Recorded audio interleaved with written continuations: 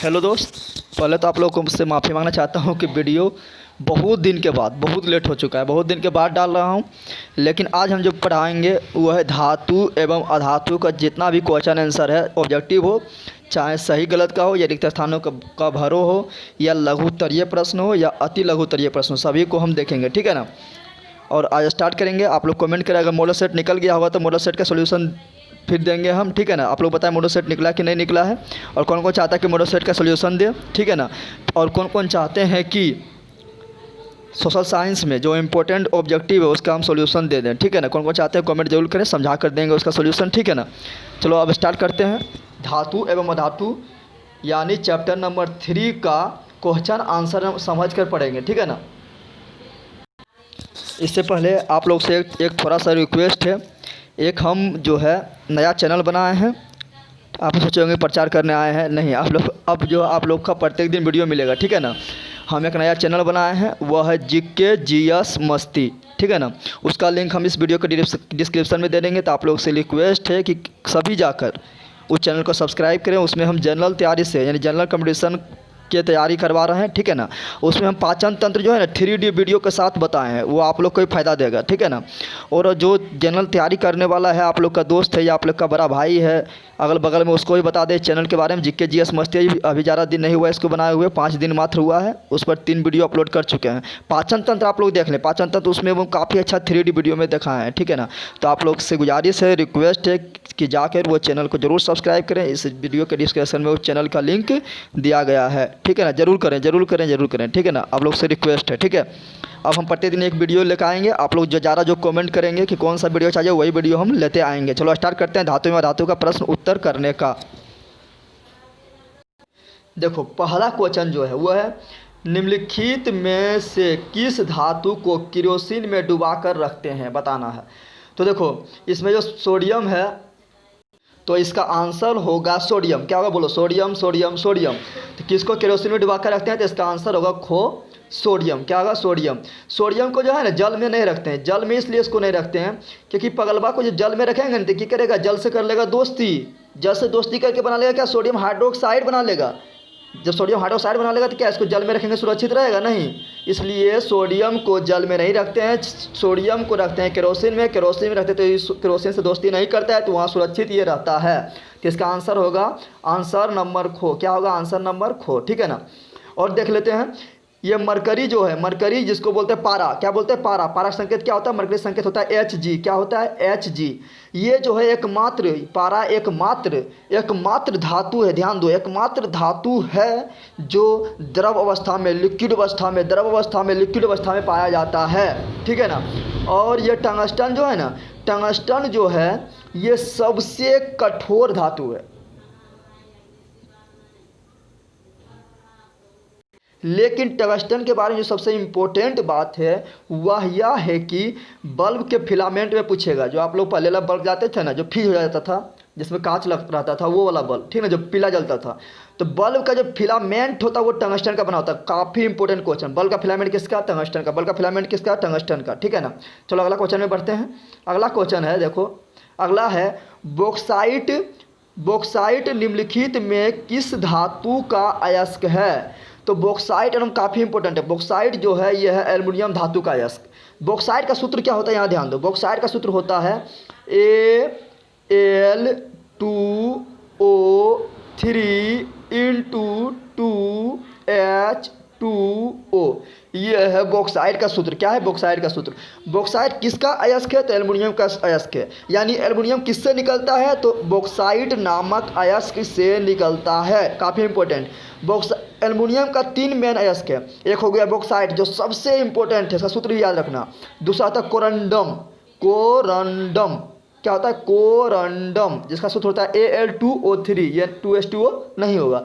एक होता है क्रायोलाइट, जिसका सूत्र होता है Na3Alf6, Na3Alf6। तो इसका आंसर क्या होगा, इसका होगा आंसर एल्युमिनियम। क्या होगा, एल्युमिनियम। सोडियम का 2 अयस्क है जो काफ़ी पूछा जाता है। ठीक है ना। सोडियम का वो 2 अयस्क क्या है, एक है चिली साल्ट पीटर। क्या बोले, चिली साल्ट पीटर।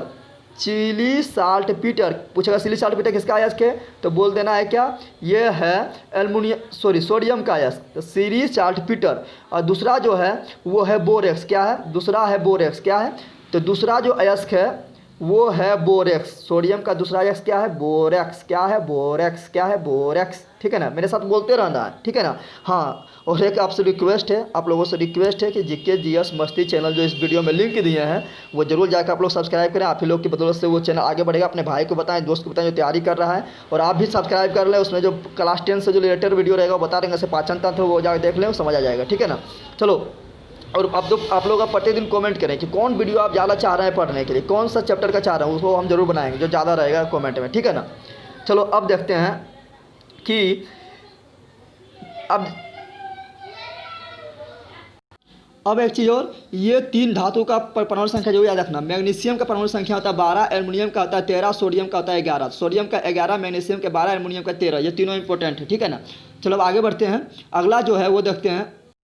अगला है क्या कि निम्नलिखित में किस धातु पर वायु का प्रभाव नहीं पड़ता है, यानी कौन धातु है जो जिसको वायु में खुला छोड़ देंगे, हवा में खुला छोड़ देंगे, वायुमंडल में खुला छोड़ देंगे तो उस पर उसका प्रभाव नहीं पड़ेगा, वो स्वतंत्र अवस्था में मौजूद रहेगा। तो वो धातु जो है वो है सोना, क्या है, सोना। तो सोना जो है ना उसको वो मुक्त अवस्था में पाया जाता है, स्वतंत्र अवस्था में, कोई किसी से दिक्कत नहीं, किसी से ये रिएक्शन नहीं करेगा। इसलिए सोना जो महंगा होता है, क्यों, क्योंकि उसमें दाग नहीं लगता है, धब्बा नहीं लगता है, जंग नहीं लगता है, क्योंकि वो स्वतंत्र अवस्था में रहता है, किसी से अभिक्रिया ही नहीं करता है। सोना क्या होता है, मुक्त होता है, ठीक है ना, मुक्त अवस्था में पाया जाता है। तो इसका आंसर हो गया क्या, सोना।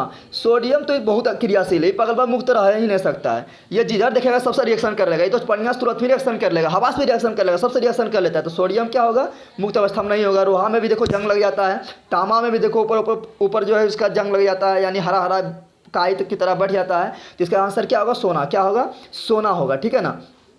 अब थोड़ा देख लेते हैं सोना संकेत क्या होता है। सोना संकेत होता है AU, क्या होता है, AU, सोना संकेत AU। सोना परमाणु संख्या कितना होता है, तो 79, कितना होता है, 79। लोहा कितना होता है, इस लोहा संकेत क्या होता है, Fe। लोहा के परमाणु संख्या कितना होता है पूछेगा तो बोलना है क्या, 26, क्या बोलना है, 26। सोडियम का क्या होता है संकेत, सोडियम का होता है Na, क्या होता है, Na। सोडियम का परमाणु संख्या कितना होता है, 11। कॉपर का क्या होता है, कॉपर का होता है Cu, क्या होता है, Cu, संकेत Cu, परमाणु संख्या कितना होता है, 29। ये सब बता दे रहे हैं, ठीक है ना, ये सभी पूछा जाता है, ठीक है ना। आगे बढ़ते हैं। अगला है, निम्नलिखित में कौन सा लवण समुद्री जल में पाया जाता है, ये बताना है, कौन सा लवण है जो समुद्री जल में पाया जाता है। तो ये देखो, समुद्री जल से हमको क्या प्राप्त होता है, जो हम लोग नमक खाते हैं ना उसको वाष्पीकरण विधि के द्वारा समुद्र से प्राप्त किया जाता है। तो जो हम लोग नमक खाते हैं सूत्र क्या होता है, NaCl, साधारण लवण, जिसको क्या बोलते हैं, साधारण नमक। तो इसका आंसर क्या होगा, NaCl, इसका आंसर क्या होगा, NaCl। अगला देखते हैं। अगला है, इनमें से किस धातु को विस्थापन उसके लवण के विलयन से लोहा द्वारा होता है, ठीक है ना। इसको बताने से पहले आपको हम पहले एक पिक्चर दिखाते हैं, ठीक है। ये पिक्चर के देखो, इसमें जो सबसे ऊपर जो है ना बहुत क्रियाशील है, वो क्या है, सबसे ज़्यादा क्रियाशील है। तो ये ऊपर में जो है वो सबसे ज़्यादा क्रियाशील है, और नीचे जैसे जैसे आएंगे वैसे क्रियाशीलता क्या होगा, घटेगा, क्या होगा, घटेगा। जैसे जैसे ऊपर जाएंगे क्रियाशीलता बढ़ेगा, नीचे से जाएंगे क्रियाशीलता घटेगा। तो ये पोटेशियम जो ऊपर में है ना, ये क्या करेगा, सबको विस्थापित कर देगा, नीचे में जितना भी है सबको भगा देगा। जब पोटेशियम आएगा तो नीचे में जितना भी है, चाहे वो बेरियम हो या कैल्शियम हो, सोडियम हो, मैग्नीशियम हो, एल्युमिनियम हो, जिंक हो, क्रोमियम हो, लोहा हो, कैडमियम हो, कोबाल्ट हो, निकेल हो, टिन हो, लेड हो, सबको मार के भगा देगा और वो उसका जगह पर बढ़ जाएगा। यानी जो ऊपर पोटेशियम है उसके द्वारा नीचे का सभी धातु का विस्थापन हो जाएगा। तो सबसे ज़्यादा क्रियाशील धातु कौन हो गया, पोटेशियम। कौन हो गया, पोटेशियम। उसके बाद कौन है, ये बेरियम। कौन है, बेरियम। बेरियम क्या करेगा, अपना जो जितना इसका नीचे है उसको विस्थापित कर देगा। उसके बाद कौन आएगा, ये कैल्शियम। कैल्शियम भी जितना इसका नीचे सबको विस्थापित कर देगा। उसके बाद कौन आएगा, सोडियम। सोडियम भी इसके नीचे जितना है सबको विस्थापित कर देगा, ठीक है ना। तो ये वाला आप जो है ये जरूर आप याद रखना, ये जो बताए थे हम ये जरूर याद रखना। और देखो यहाँ पर, यहाँ जो है ये सोना जो दिखाई दे रहा है आपको, सोना जो सबसे नीचे है, क्या है, सोना सबसे नीचे है। तो तो ये इसलिए इसका क्रियाशीलता सबसे कम है, क्योंकि सबसे ऊपर जो है उसका क्रियाशीलता बहुत ज़्यादा है, वो फटाक से रिएक्शन कर लेगा किसी से, ठीक है ना। लेकिन सोना जो है सबसे नीचे है, जल्दी किसी से रिएक्शन नहीं करेगा, क्योंकि सबसे नीचे है, जल्दी किसी को विस्थापित नहीं करेगा। इसलिए सोना हमेशा चमक बना होता है। ऐसे जानते हैं कि जो शांत होता है, जो लड़ाई झगड़ा नहीं करता है, उसके जीवन खुशहाल होता है। इसलिए सोना का जीवन क्या होता है, खुशहाल होता है। इससे सोना महंगा होता है, हमेशा चमकते रहता है। क्या होता है, चमकते रहता है। और सबसे ज़्यादा सोना खपत कहाँ होता है, तो भारत में। शादी हुआ सोना दो, ये हुआ सोना दो, सोना कंगन लो, सबसे ज़्यादा सोना खपत कहाँ होता है, भारत में। तो ये आपका जो है, ये जो बताया टेबल हम जो बताए थे, उसको जरूर आप लोग याद रखना, ठीक है ना। देखो यहाँ पर जो है पोटेशियम, बेरियम, कैल्शियम, सोडियम, ठीक है ना। ये चारों जो है, ये चारों जल के साथ तीव्रता से अभिक्रिया कर लेता है। कौन जल के साथ है, ठंडा जल के साथ भी अभिक्रिया कर लेगा। किसी को गर्म जल चाहिए तो अभी कोई मतलब इस तरह धातु है जो कहेगा गर्म जल मिलेगा तब हम अभिक्रिया करेंगे। लेकिन ये चारों जो पगलवा है, ठंडा जल के साथ भी तुरंत ही नहा लेगा, यानी तुरंत अभिक्रिया कर लेगा, ठीक है ना। उसके बाद जो है यहाँ पर मैग्नीशियम, एल्युमिनियम, जिंक, क्रोमियम, लोहा, इस जल के साथ जो है तुरंत अभिक्रिया नहीं करता है, धीरे धीरे धीरे धीरे धीरे धीरे अभिक्रिया करता है। इसे गाना सुनिए, धीरे धीरे प्यार को बढ़ाना, उसी प्रकार धीरे धीरे जल के साथ अभिक्रिया करता है, ठीक है ना। उसके बाद जो है यहाँ पर ध्यान दो, इधर पोटेशियम, बेरियम, कैल्शियम, सोडियम, ये क्या करता है, अम्ल से बहुत जल्दी अभिक्रिया करता है। अम्ल जैसे मिलेगा तो कहेगा चल दोस्ती का दोनों रिएक्शन कर लेगा। अब जब भी कोई धातु अम्ल से रिएक्शन करता है तो जानते हैं आप लोग कि हाइड्रोजन गैस देता है। कौन गैस देता है, हाइड्रोजन गैस। कौन देता है, तो धातु अम्ल से अभिक्रिया करके हाइड्रोजन गैस देता है। और यहाँ जो बचा मैग्नीशियम, एल्युमिनियम, जिंक, क्रोमियम, लोहा, cadmium, cobalt, nickel, tin, lead, ये क्या करता है, अम्ल के साथ जो है अभिक्रिया धीरे धीरे करता है। क्या करता है, धीरे धीरे करता है। उसके बाद काफ़ी कम मात्रा में हाइड्रोजन गैस बनाता है, ठीक है ना। हाइड्रोजन गैस तो बनाना ही है, क्योंकि धातु जब भी अम्ल से अभिक्रिया करेगा तो हाइड्रोजन गैस बनाएगा। अब देखते हैं नीचे वाला, नीचे क्या हाल है। ये जो नीचे वाला है ना, जो हाइड्रोजन से नीचे आपको दिखाई दे रहा है, हाइड्रोजन से जो नीचे दिखाई दे रहा है, ये वाला, ठीक है ना।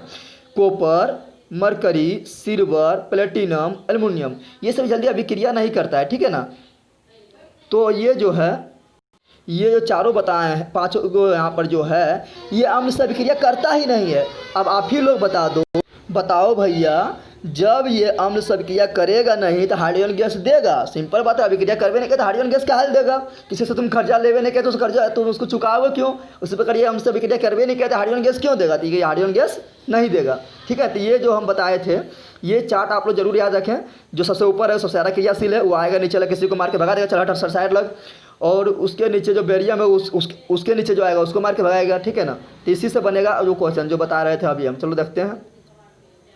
तो चलो देखो, यहाँ पूछ रहा है इनमें से किस धातु का उसके लवणों के विलयन में लोहा द्वारा विस्थापित होता है। तो लोहा द्वारा विस्थापित कौन हो जाएगा, लोहा द्वारा कौन विस्थापित होगा। सिंपल बात है, जो लोहा वो चार्ट जो देखा है तो उसमें जो लोहा से नीचे आएगा उसको लोहा क्या करेगा, मार के भगा देगा। तो लोहा से कौन नीचे आया था, तो लोहा से नीचे आया था तांबा। बाकी कैल्शियम तो खुद लोहा को मार के भगा देगा, क्योंकि लोहा से ऊपर है क्रियाशील श्रेणी में। सोडियम तो खुद ज़्यादा ऊपर में है लोहा से, पोटेशियम तो सबसे ज़्यादा ऊपर है। तो यहाँ पर कौन भाग जाएगा, लोहा से देख के, लोहा के डर से तांबा भाग जाएगा। जैसे आप लोग जानते हैं कि एसपी को देख के दरोगा अपना कुर्सी खाली कर देगा, यानी दरोगा विस्थापित हो गया। दरोगा को देख के जो होता है उसका असिस्टेंट दरोगा जो होता है वो कुर्सी खाली कर देता है, वो विस्थापित हो जाता है। असिस्टेंट दरोगा के देख के कौन खाली कर देता है अपना कुर्सी, जो पुलिस होता है वो कुर्सी खाली कर देता है, यानी असिस्टेंट दरोगा से द्वारा पुलिस का क्या वो विस्थापित हो गया। उसी प्रकार यहाँ पर क्रियाशीलता होता है, ठीक है ना। तो आगे बढ़ते हैं आप। अगला क्वेश्चन जो है वो है क्या, वो है कि निम्नलिखित में कौन सी धातु साधारण तौर पर द्रव रूप में पाया जाता है। देखो यहाँ धातु बोल रहा है, ये काफ़ी इंपॉर्टेंट है, ध्यान देना है। जब बोलेगा कौन धातु द्रव अवस्था में पाया जाता है, तो बोलना है पारा। क्या बोलना है, पारा, यानी मरकरी। क्या बोलना है, मरकरी, ठीक है ना। लेकिन जब पूछा कौन ओ धातु, क्या बोलेगा, ओ धातु द्रव अवस्था में पाया जाता है, तो बोलना है क्या, ब्रोमीन। क्या बोलना है, ब्रोमीन। ये काफ़ी इंपॉर्टेंट है। ओ धातु बोलेगा तो ब्रोमीन, धातु बोलेगा तो पारा। क्या होगा, पारा, ठीक है ना। पारा संकेत बता दिए। पारा संकेत क्या होता है, Hg होता है। क्या होता है, Hg होता है। ब्रोमीन का संकेत क्या होता है, ब्रोमीन का संकेत होता है Br। क्या होता है, Br होता है। ये लेड का संकेत क्या होगा? लेड का संकेत होता है Pb। क्या होता है? लेड का संकेत होता है Pb। और ये एकमात्र धातु है जो सबसे अस्थाई धातु है। अस्थाई मतलब किसी से कोई मतलब नहीं है, किसी क्रियाशीलता का बहुत कम है। लिथियम का संकेत क्या होता है? Li। क्या होता है? Li। कितना नंबर में आता है? तो 3 नंबर में आता है। सिल्वर का संकेत क्या होता है? Ag। क्या होता है? Ag। क्या होता है? Ag। ठीक है ना, आगे बढ़ते हैं आप। अगला है 7 नंबर क्वेश्चन। देखो, निम्नलिखित में कौन विद्युत का सुचालक है? सुचालक मतलब समझ रहा है ना, जिससे करंट बहेगा वो सुचालक होगा, जिससे करंट नहीं बहेगा वो कुचालक होगा। सिंपल लैंग्वेज, ठीक है ना। तो देखो, सरफल जो है, ध्यान देना है कि वो धातु जो होता है उससे करंट नहीं बहता है। करंट इसलिए नहीं बहता है क्योंकि उसमें मुक्त इलेक्ट्रॉन नहीं पाया जाता है, मुक्त इलेक्ट्रॉन नहीं पाया जाता है। और करंट बहने के लिए मुक्त इलेक्ट्रॉन पाया जाना जरूरी होता है, लेकिन धातु में मुक्त इलेक्ट्रॉन नहीं पाया जाता है, इसलिए वो क्या होता है? धातु में करंट नहीं बहता है, इसलिए धातु क्या होता है? कुचालक। धातु क्या होता है? कुचालक। लेकिन धातु में मुक्त इलेक्ट्रॉन पाया जाता है, जिसके कारण धातु में करंट बहता है। जैसे सोना, चांदी, तांबा हो गया। सबसे अच्छा सुचालक कौन है धातु में? तो है चांदी। क्या है? तो चांदी हो गया, एल्युमिनियम हो गया, लोहा हो गया, इसमें क्या है? करंट बहता है। टीना हो गया, करंट बहता है, ठीक है ना। जिसमें करंट बहेगा वो क्या होगा? सुचालक। तो धातु क्या है? सुचालक। धातु क्या है? सुचालक।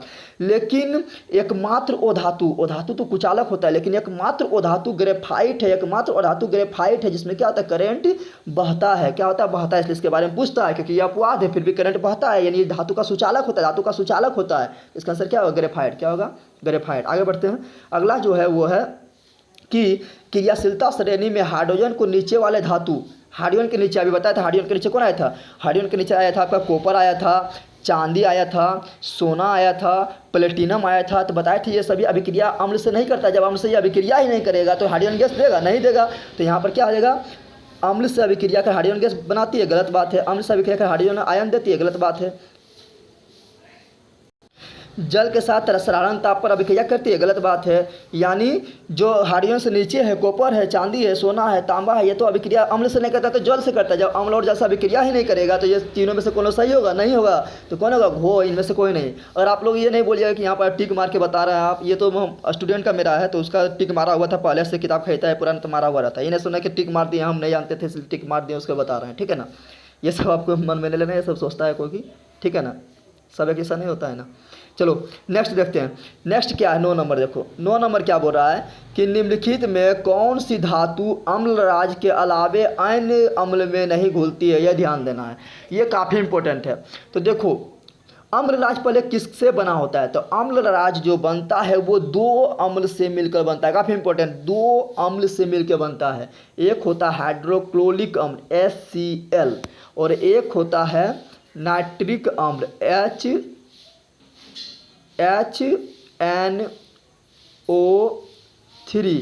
तो देखो, जब भी अम्लराज बनेगा तो यही दोनों मिलेगा तो बनता है अम्ल। कौन दोनों? तो एक हाइड्रोक्लोरिक अम्ल और एक नाइट्रिक अम्ल, ये दोनों मिलता है तो बनता है अम्लराज। अब कितना मिलता है तो अम्लराज बनता है? तो याद ध्यान रखना कि HCl का 3 भाग, HCl का 3 भाग और ये नाइट्रिक अम्ल का 1 भाग जब मिला देंगे तो बन जाएगा अम्लराज। तो पूछेगा अम्लराज किसका मिश्रण है? तो बोलना हाइड्रोक्लोरिक अम्ल नाइट्रिक अम्ल का मिश्रण है। जब अम्लराज बनाते हैं तो उसमें हाइड्रोक्लोरिक अम्ल यानी HCl कितना भाग होता है? तो 3 भाग होता है। नाइट्रिक अम्ल कितना भाग होता है? तो 1 भाग होता है। कितना होता है? नाइट्रिक अम्ल 1 भाग होता है। मान लो 3 ग्राम हम ले रहे हैं हाइड्रोक्लोरिक अम्ल, तो 1 ग्राम क्या लेना पड़ेगा? नाइट्रिक अम्ल। अगर हम ये ले रहे हैं 9 ग्राम ले रहे हैं हाइड्रोक्लोरिक अम्ल, तो नाइट्रिक अम्ल कितना लेना पड़ेगा? उसका 1/3 यानी 3 ग्राम लेना पड़ेगा, ठीक है ना। अब इसको याद कैसे रखेंगे कि कौन 3 लेंगे कौन 1 लेंगे? तो एक ट्रिक बताते हैं तुम लोग को। देखो HNO3 यहाँ लिखे थे, क्या लिखे थे? 3। तो देखो, आप लोग जब रिएक्शन कराया था जानते होंगे, इसका इधर कर दो और इसका इधर कर दो, 3 इधर भेज दिए। ये 3 जो है किधर भेज दिए? इधर। तो हाइड्रोक्लोरिक का हो गया 3 भाग। कितना भाग हो गया? 3 भाग। और HCl में तो कुछ नहीं लिखा है यहाँ पर, तो इसका 1 इधर चला आएगा, तो नाइट्रिक अम्ल का हो गया 1 भाग, ठीक है ना। तो अब देखो, तो पूछ रहा है, क्या बोल रहा है यहाँ पर कि निम्नलिखित कौन सी धातु अम्लराज के अलावा अन्य किसी अम्ल में नहीं घुलता है? तो सोना जो है ये अम्लराज के अलावा यार कोई भी अम्ल में डाल दो, चाहे वो हाइड्रोक्लोरिक अम्ल में डाल दो, तो हाइड्रोक्लोरिक अम्ल भी इसको अकेला नहीं घुला सकता है, अकेला नहीं, क्योंकि अम्लराज में हाइड्रोक्लोरिक अम्ल नाइट्रिक अम्ल दोनों था। नाइट्रिक अम्ल में मिला देंगे तो नहीं घोल पाएगा। और जो है सल्फ्यूरिक अम्ल यानी H2SO4, जिसे अम्लों का राजा कहा जाता है, यानी अम्ल का राजा कौन है? तो वह है H2SO4। लेकिन बोलेगा अम्लराज कौन है? तो HCl प्लस HNO3, ठीक है ना। तो सोना जो है सिर्फ अम्लराज में घुलता है। तो सोना पर जब जाता है तो कहता है देखिए मेरा सोना थोड़ा मतलब गंदा हो गया, जब गंदा रहता है उसमें गर्दा उर्दा बढ़ जाता है तो गंदा हो जाता है तो सोनार पर जाता है। तो सोनार पर जाता है, जब सोना मलिन हो जाता है तो सोनार क्या करता है, कुछ नहीं करता है, वो क्या करता है सिर्फ जो है अम्लाज में सोना को डुबा देता है। तो जैसे ही अम्लाज में सोना घुलेगा तो क्या होगा, सोना के जो ऊपरी परत होता है वो घुल के अम्लाज में ही रह जाता है, जिसके कारण फिर सोना क्या तो चमकने लगता है। लेकिन सोना के भार में थोड़ा कमी हो जाता है, क्योंकि जो उसका ऊपरी परत था उसको तो नोच लिया, कौन नोच के लिया, अपने पास रख लिया नोच के, तो अम्लराज रख लिया था। ठीक है ना, आगे बढ़ते हैं। ये क्या है, एल्युमिनियम है, सॉरी ये क्या है, एल्युमिनियम का संकेत है, ये क्या है, लोहा का है, ये क्या है, कॉपर का है, ये क्या है, सोना का हो गया। ठीक है ना, आगे बढ़ते हैं। अगला जो है वो है 10 नंबर क्या है, निम्नलिखित में किस विधि द्वारा लोहे को कड़ाही से जंग लगने से बचाया जा सकता है। तो ये क्वेश्चन 10 नंबर क्या है कि कौन विधि द्वारा है जिसमें हम लोहे में जो है लोहे की कड़ाही में जंग लगने से बचा सकते हैं। तो आप लोग पढ़ेंगे जस्तीकरण, क्या पढ़ेंगे, जस्तीकरण, यानी किसी धातु पर जस्ता का परत चढ़ा देना ही क्या कराता है, जस्तीकरण, या इसी को इंग्लिश में बोलते हैं गैल्वेनाइजेशन। क्या बोलते हैं, गैल्वेनाइजेशन। तो यहाँ पर आंसर होगा गो, क्या होगा, गो। तो जस्ता की परत चढ़ाना जस्तीकरण कहलाता है। और जब जस्ता का परत चढ़ा देंगे लोहा के ऊपर तो क्या होगा, लोहा का क्षरण रुक जाएगा, क्योंकि जस्ता बोलेगा पहले तुम ए जंग, तुम पहले हमें मार, तुम हमको जब नुकसान पहुंचेगा तब तुम लोहा को छू सकता है। तो जस्ता का परत चढ़ा देने पर क्या होता है, लोहा का क्षरण रुक जाता है। अगला नंबर क्वेश्चन देखते हैं। खाद्य पदार्थ रखे जाने वाले कस्तर पर टीन का लेप चढ़ाया जाता है। तो टीन का लेप चढ़ाया जाता है, जस्ता का लेप नहीं। तो खाद्य पदार्थ रखे जाने वाला कनस्तर जो होता है उस पर टीन का लेप चढ़ाया जाता है, लेकिन उसे जस्ता का लेप नहीं चढ़ाते। क्यों, क्योंकि देखो अभी जो हम बताए थे उनको जो एक चार्ट दिखाए थे, वो चार्ट में हम क्या बताए थे कि पहले आया था कौन, पोटेशियम, फिर आया बेरियम, फिर आया कैल्शियम, फिर आया सोडियम। तो उसमें जब देखेंगे ना तो जस्ता जो है ना टीन से पहले आता है, यानी जस्ता जो है वो टीन से ज़्यादा क्रियाशील है। अब बताओ जो ज़्यादा क्रियाशील रहेगा वो क्या करेगा, वो कहीं गलती से खाना सा विक्रिया नहीं कर ले, क्योंकि खाना रखने वाला ये बर्तन है। तो जस्ता जो ज़्यादा क्रियाशील होता है टीन की अपेक्षा, इससे जस्ता में डर रहता है कि कहीं वो खाना सा विक्रिया नहीं कर ले और रिएक्शन करके खाना खराब नहीं कर ले, इसलिए खाद्य पदार्थ रखे जाने वाले कनस्तर पर टीन का लेपन करते हैं, टीन जो है जस्ता से कम क्रियाशील होता है। आगे बढ़ते हैं, अगला क्वेश्चन देखते हैं। अगला क्वेश्चन है कि सोडियम और क्लोरीन के बीच अभिक्रिया होने पर क्या होता है। तो सोडियम देखो, सोडियम है धातु और क्लोरीन है अधातु। तो धातु इलेक्ट्रॉन का दान करता है, यानी इलेक्ट्रॉन को त्याग देता है और बनाता है धन आयन, ठीक है ना। और अधातु जो है उस इलेक्ट्रॉन को पकड़ लेता है, यानी जो दान किया है धातु, वो अधातु क्या करेगा, वो इलेक्ट्रॉन को ग्रहण कर लेगा। धातु जब इलेक्ट्रॉन को ग्रहण करता है तो वो बनाता है ऋण आयन।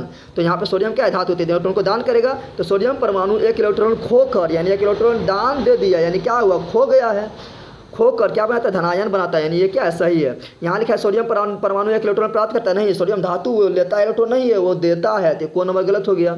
गो नंबर क्या बोल रहा है कि क्लोरीन परमाणु एक इलेक्ट्रॉन खोता है, नहीं, क्लोरीन अधातु है। जब अधातु क्या करता है, इलेक्ट्रॉन खोता नहीं, यानी दान नहीं करता बल्कि वो लेता है, यानी ग्रहण करता है। तो ये भी गलत हो गया, यानी क्या हो, खो सही होगा, ठीक है ना। आगे बढ़ते हैं। अगला है कि निम्नलिखित में कौन दो इलेक्ट्रॉन खोकर आर्गन जैसी अस्थाई इलेक्ट्रॉन विन्यास प्राप्त करेगा। देखो खोकर बोला है, खोकर बोला तो सिंपल बात है कि इलेक्ट्रॉन खोता कौन है, यानी दान कौन देता है, धातु देता है। तो यहाँ तो सब धातु है, मैग्नीशियम भी धातु है, कैल्शियम धातु है, ब्रोमीन ये धातु है, इसको तो हटाओ। और सल्फर ये भी क्या है, धातु है, ठीक है ना। तो ये दोनों चल गया क्योंकि खोकर बोल रहा है।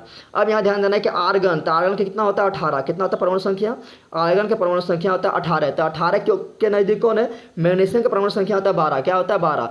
तो मैग्नीशियम अगर 2 इलेक्ट्रॉन अगर खो देगा तो इसका बचेगा परमाणु संख्या कितना बचेगा, तो बचेगा मात्र 10 ही बचेगा, ठीक है ना। लेकिन आर्गन बनने के लिए चाहिए 18, आर्गन बनने के लिए चाहिए 18। तो मैग्नीशियम भी खत्म कहानी हो गया इसका। कैल्शियम का परमाणु संख्या होता है 20। कितना होता है, 20 होता है। अगर ये 2 इलेक्ट्रॉन खो देगा तो इसके पास कितना इलेक्ट्रॉन बचेगा, 18 इलेक्ट्रॉन। और 18 किसका होता है, आर्गन का। किसका होता है, आर्गन का। तो कैल्शियम जो है अपना 2 इलेक्ट्रॉन खोकर आर्गन जैसा स्ट्रक्चर प्राप्त कर सकता है। तो इसका आंसर होगा कैल्शियम। क्या होगा, कैल्शियम, ठीक है ना। आगे बढ़ते हैं। अगला क्या है, देखो, वह परमाणु जो अपने संयोजी इलेक्ट्रॉन का त्याग आसानी से कर देता है कहलाता है। बताओ, इलेक्ट्रॉन का त्याग आसानी से कर रहा है, त्याग कर रहा है, यानी क्या कर रहा है, इलेक्ट्रॉन को खो रहा है। इलेक्ट्रॉन को खो रहा है यानी क्या कर रहा है, इलेक्ट्रॉन को दान दे रहा है। लो हम दान दे दिए। तो दान कौन देता है, दान देता है धातु। धातु जब दान देता है तो बनाता है धन आयन। क्या बनाता है, धन आयन। और धन आयन को ही बोलते हैं विद्युत धनात्मक। तो इसका आंसर क्या होगा, विद्युत धनात्मक। और धातु क्या करता है, इलेक्ट्रॉन को ग्रहण करता है, इलेक्ट्रॉन को पकड़ लेता है, इलेक्ट्रॉन को अपने पास रख लेता है इन इलेक्ट्रॉन को, क्या करता है अधातु ग्रहण करता है, तो ग्रहण करेगा तो उसको बोलेंगे ऋणात्मक, तो हो जाएगा विरुद्ध ऋणात्मक। तो इसका आंसर होगा यहाँ क्या विरुद्ध धनात्मक। अगला जो है, अगला क्या है देखते हैं। अगला है तत्व ए का इलेक्ट्रॉनिक विन्यास। तत्व ए का इलेक्ट्रॉनिक विन्यास 2 8 6 है। कितना है, पहला कक्षा में 2 इलेक्ट्रॉन, दूसरा में 8 इलेक्ट्रॉन, तीसरा में 6 इलेक्ट्रॉन। और तत्व बी का इलेक्ट्रॉनिक विन्यास है 2 8 8 1। कितना है 2 8 8 8 8 1। ए और बी संयोग से बने यौगिक का प्रकृति क्या होगा ये बताना है। अब यहाँ ध्यान दो, प्रकृति बारे में पहले बताने से पहले देखो, तो पहले आप लोग को समझना है कि यौगिक जो होता है वह मुख्यतः यानी मेन रूप से 2 प्रकार का होता है। एक होता है आयनिक यौगिक, क्या होता है आयनिक यौगिक, और एक होता है सहसंयोजक यौगिक। अब बात करते हैं कि आयनिक यौगिक किसे कहते हैं। तो आयनिक यौगिक जब भी बनेगा तो उसको पहचानने का सिंपल सा नियम क्या है कि आयनिक यौगिक जब भी बनेगा तो उसमें एक होगा धातु, उस यौगिक में एक होगा धातु और एक होगा अधातु। क्या होगा, तो जैसे देखेंगे कि किसी यौगिक में एक धातु है एक अधातु है, तो उसको बोलेंगे कौन सा यौगिक है, तो वो आयनिक यौगिक है। कौन सा बंधन का निर्माण कर रहा है, तो आयनिक बंधन का निर्माण कर रहा है। लेकिन सहसंयोजक यौगिक के पहचानने का क्या नियम है कि जब देखेंगे कि उस यौगिक में, किस यौगिक में, तो जो यौगिक बना है उस यौगिक में दोनों अधातुएं है। दोनों क्या है अधातुएं है। क्या है, दोनों अधातु ही है। तो क्या बोलेंगे, वो है सहसंयोजक यौगिक। क्या है, सहसंयोजक यौगिक। क्या है, सहसंयोजक यौगिक। और वो जो बंधन का निर्माण करेगा उसको बोलेंगे सहसंयोजक बंधक। अब आपको एग्जांपल देखते हैं, बताओ फटाफट एग्जांपल दे रहे हैं। बताओ आप लोग, जैसे दे दिए हम NaCl, क्या दिए NaCl। बताओ इसमें कौन योग है, आयनिक है या सहसंयोजक है। तो देखेंगे Na क्या है, मेरा धातु है, Cl क्या है, गैस है, क्लोरीन गैस है मेरा, तो क्या है अधातु है। तो धातु अधातु मिलकर बना है तो ये हो जाएगा आयनिक यौगिक। क्या हो जाएगा, आयनिक यौगिक। लेकिन बोलेंगे CO2, क्या बोलेंगे CO2। तो C क्या है, कार्बन, कार्बन क्या है, गैस है, तो गैस क्या होता है धातु, तो ये हो गया अधातु।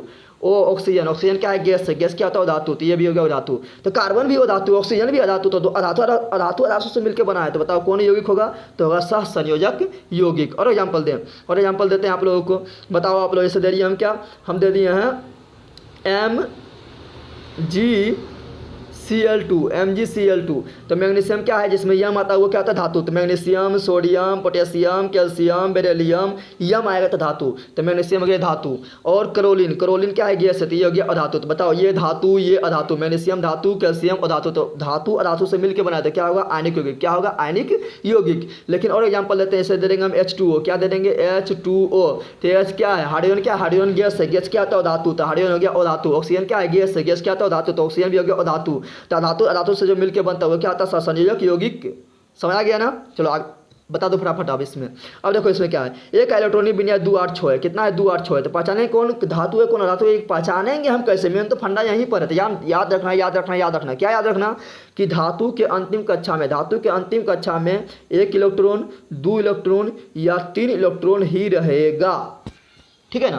तो धातु का अंतिम कक्षा में 1 इलेक्ट्रॉन रहेगा या तो 2 इलेक्ट्रॉन रहेगा या तो 3 इलेक्ट्रॉन रहेगा। तो 1 इलेक्ट्रॉन जिसके अंतिम में रहेगा वो हो जाएगा धातु। एक इलेक्ट्रॉन जिसके अंतिम कक्षा में रहेगा वो हो जाएगा 2 इलेक्ट्रॉन जिसके अंतिम कक्षा में रहेगा वो भी हो जाएगा क्या धातु। और 3 इलेक्ट्रॉन जिसके अंतिम कक्षा में रहेगा वो भी क्या होगा धातु। लेकिन 3 से अधिक इलेक्ट्रॉन यानी 4 5 6 7 8 इलेक्ट्रॉन जिसके अंतिम कक्षा में रहेगा वो हो जाएगा अधातु। तो बताओ यहाँ कितना है 6 इलेक्ट्रॉन। तो 6 क्या है 3 से अधिक है, तो ये क्या हो गया मेरा अधातु। तो ए मेरा क्या हो गया अधातु। अब बी को देखते हैं, तो बी का अंतिम कक्षा में कितना इलेक्ट्रॉन है, तो बी का अंतिम कक्षा में यहाँ पर देखो 1 इलेक्ट्रॉन है। 1 होगा तो क्या होगा धातु, 2 होगा तो क्या होगा धातु, 3 होगा तो क्या होगा धातु। तो बी मेरा क्या होगा धातु। तो ये अधातु और ये क्या हो गया मेरा धातु। तो ए अधातु बी धातु। तो धातु अधातु मिलकर बन रहा है, तो कौन सा यौगिक का निर्माण करेगा, तो करेगा आयनिक यौगिक का निर्माण। फंडा क्लियर हुआ कि नहीं, समझा कि आप लोग की नहीं, ठीक है ना। वीडियो थोड़ा बड़ा होगा लेकिन इसमें हमको समझाने पूरा कोशिश कर रहे हैं कि आप लोगों को कोई परीक्षा में दिक्कत ना हो, ठीक है ना। आगे बढ़ते हैं। लो भैया जो अभी हम समझाए वही आ गया है ना। आप लोग फटाक से आंसर दो। देखो यहाँ SCN है, क्या है यहाँ पर है आपका SCN। बता दो ये क्या है, ये धातु है या सॉरी ये आयनिक यौगिक है या सहसंयोजक यौगिक है, ठीक है ना। तो देखो ये हाइड्रोजन क्या है, हाइड्रोजन है गैस है तो हो गया अधातु। ये है कार्बन भी क्या है, कार्बन क्या है गैस है तो अधातु हो गया। ये क्या है नाइट्रोजन भी क्या है गैस है तो क्या गया अधातु हो गया। तो ये अधातु से मिलकर बना यानी ये क्या है, ये सहसंयोजक यौगिक है। इसमें जो बंधन होगा उसको बोलेंगे सहसंयोजक बंधन। अब इसको देखते हैं, तो कार्बन क्या है गैस है तो क्या आ गया कार्बन और धातु। ये क्लोरीन, क्लोरीन क्या है गैस है तो क्या आ गया अधातु। तो ये भी बना है अधातु अधातु मिलने से, तो ये क्या होगा सह संयोजक यौगिक होगा। इसमें जो बंधन होगा उसको बोलेंगे सह संयोजक बंधन बोलेंगे। अगला देखते हैं गो नंबर को, तो पोटेशियम यम आ गया ना, इसे बोले potassium, calcium, sodium, magnesium, aluminium, beryllium. तो जितना में यम आता है वो क्या होता है धातु, क्या होता है धातु, ठीक है ना। अधिकांश में जो यम आएगा वो क्या आएगा धातु। तो जैसे यहाँ बोले पोटेशियम, तो पोटेशियम क्या होगा यम आया था धातु। ये क्लोरीन, क्लोरीन क्या है गैस है, तो गैस से क्या आ गया अधातु। तो पोटेशियम धातु, क्लोरीन अधातु। तो धातु अधातु से जो मिलकर बनता है वो क्या आता है आयनिक यौगिक। यहाँ पूछ रहा है कौन आयनिक यौगिक है, तो कौन हो जाएगा आयनिक यौगिक। तो आयनिक यौगिक आपका हो जाएगा ये गो नंबर। क्यों, क्योंकि ये पोटेशियम धातु है, क्लोरीन क्या अधातु है। अब इसका बात करते हैं तो कार्बन, कार्बन क्या है गैस है तो क्या अधातु। ऑक्सीजन क्या है, ऑक्सीजन क्या है गैस है तो क्या है अधातु। तो अधातु अधातु से मिलकर बना है, इसलिए क्या है यह है सहसंयोजक यौगिक। जिसमें जो बंधन होगा उसको बोलेंगे सहसंयोजक बंधक। फंडा क्लियर हुआ कि नहीं, तो फंडा का क्लियर हुआ तो फटाफट लाइक करो, शेयर करें, अपने दोस्तों को बताएं। आप परीक्षा में बहुत कम टाइम है, आप लोग को हम प्रत्येक दिन आप एक वीडियो देंगे, ठीक है ना। आप लोग से रिक्वेस्ट है, निवेदन है कि मेरा जो चैनल है जिसके जीएस मस्ती, उसका लिंक इस वीडियो के डिस्क्रिप्शन में हम दे दिए हैं, उसको जाकर आप लोग जरूर सब्सक्राइब करें। आप ही लोग के बदौलत वो चैनल आगे बढ़ेगा, ठीक है ना। वो जनरल कंपटीशन के लिए चैनल है वो, ठीक है ना, जनरल कंपटीशन के लिए चैनल है। उसमें पाचन तत्व भी हम पढ़ा चुके हैं काफ़ी अच्छा से जनरल कंपटीशन के लिए। लेकिन आप लोग को भी वो देख लें वीडियो पाचन तत्व में 3D वीडियो के साथ बताएं, जो काफ़ी आप लोग को अच्छा समझ आएगा। जो आप लोग का जो बड़े भाई है जो जनरल कंपटीशन तैयारी कर रहा है उसको जरूर बताएं चैनल के बारे में, काफ़ी अच्छा तरह से हम पढ़ा रहे हैं उसमें, ठीक है ना।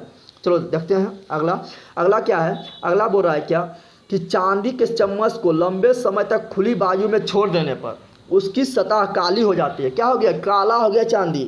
तो निम्नलिखित में किस यौगिक के बनने के कारण होता है। देखो चांदी जो है ना, चांदी जो है वो सल्फर से थोड़ा दोस्ती कर लेता है। पगल वाला सल्फर से दोस्ती कर लेता है, सल्फर इसको रहता है हुलिया बिगाड़ देता है, हुलिया समझता है ना, चेहरे बिगाड़ देता है, उसको करता है काला।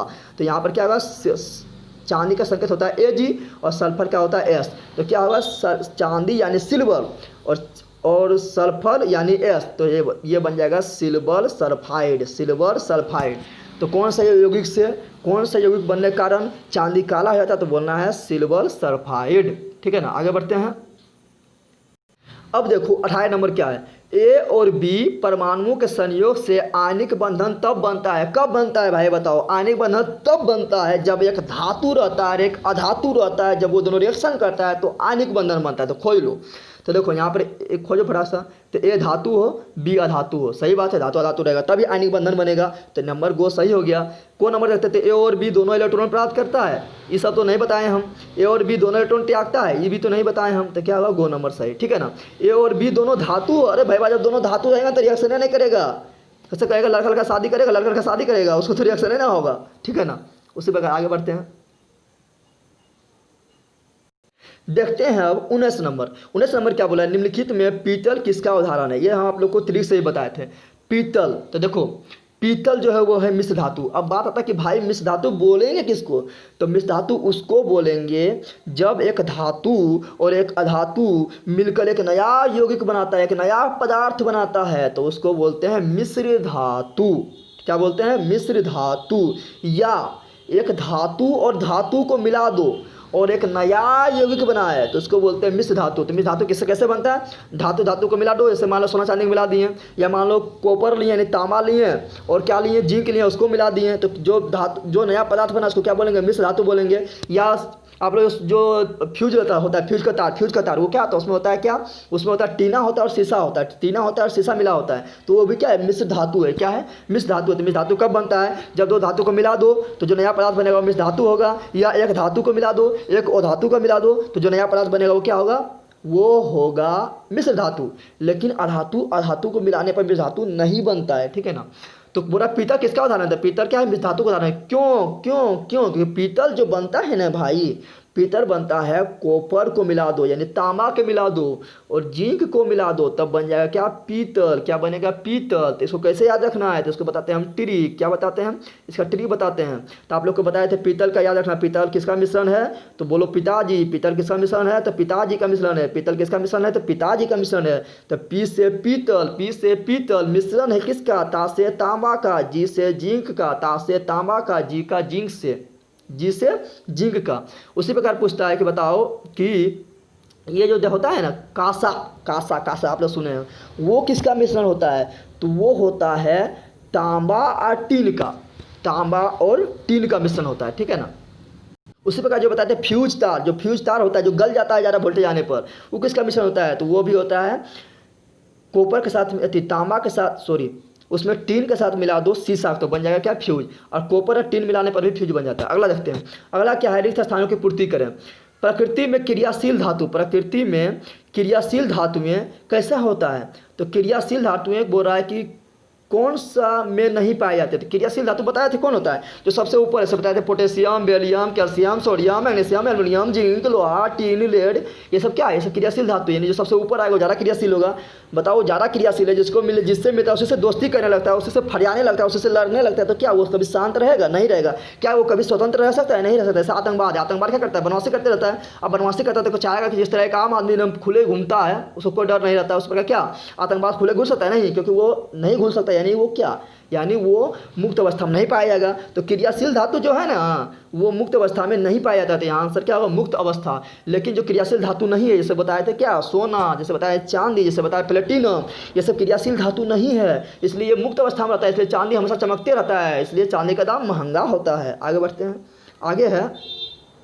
आगे है कि अयस्कों के सांद्रण के लिए विद्युत चुंबकीय, यहाँ चुंबक बोल दिया, क्या बोल दिया, चुंबकीय विधि प्रयुक्त होता है। बताओ चुंबक विधि किससे प्रयुक्त होगा, तो चुंबकीय अयस्क जो होगा उसमें कौन विधि प्रयुक्त करेंगे, तो चुंबकीय विधि। अयस्क के सांद्रण के बहुत सारा विधि है, तो उसमें जो चुंबकीय विधि किसमें प्रयुक्त करेंगे, तो जिसमें चुंबकीय पदार्थ मिला हुआ रहेगा, ठीक है ना। जैसे किसी कोई मतलब अयस्क है, उसमें बालू कंकड़ मिला हुआ है, उसमें लोहा भी मिला हुआ है, तो लोहा क्या, चुंबकीय पदार्थ लोहा है ना, लोहा क्या है, चुंबकीय पदार्थ। तो लोहा को अलग करना रहेगा तो क्या करेंगे, चुंबकीय विधि का प्रयोग करेंगे, ठीक है ना।